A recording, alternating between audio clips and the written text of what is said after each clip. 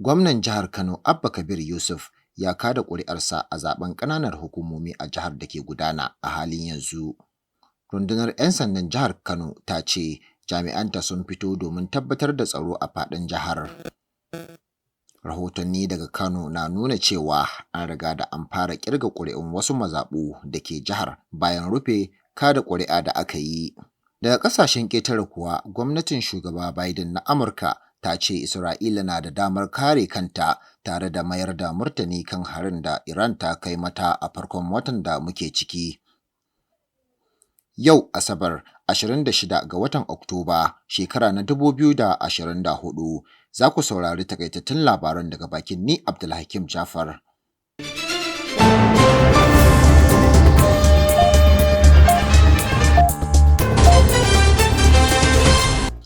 Gwamnan jihar Kano Abba Kabir Yusuf ya kada ƙuri'arsa a zaben ƙananan hukumomin jihar da ke gudana. Abba Kabir Yusuf ya kada ƙuri'ar ne a rumfar zabensa ta Ciranci a mazaɓar Ɗiso ta ƙaramar hukumar Gwale.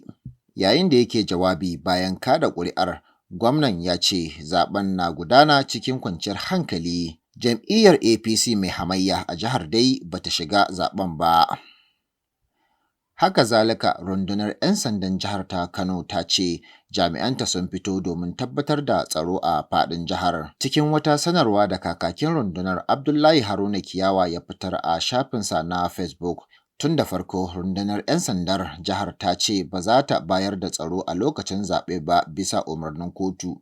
To amma Kiyawa ya ce za su fita aikin da suka saba na bayar da tsaro a faɗin jihar.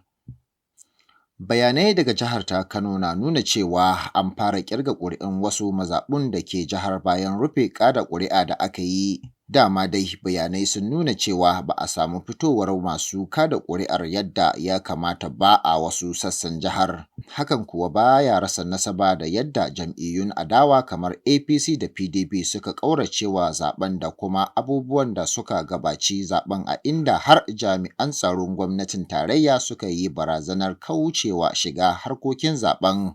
Wata babbar kotun jiha ce dai a ranar Juma'a ta bayar da umarnin cewa hukumar zaben jihar ta gudanar da zaben saɓanin hukuncin wata babbar kotun tarayya da ke Kano ta rushe hukumar tare da haramta mata gudanar da zaɓe.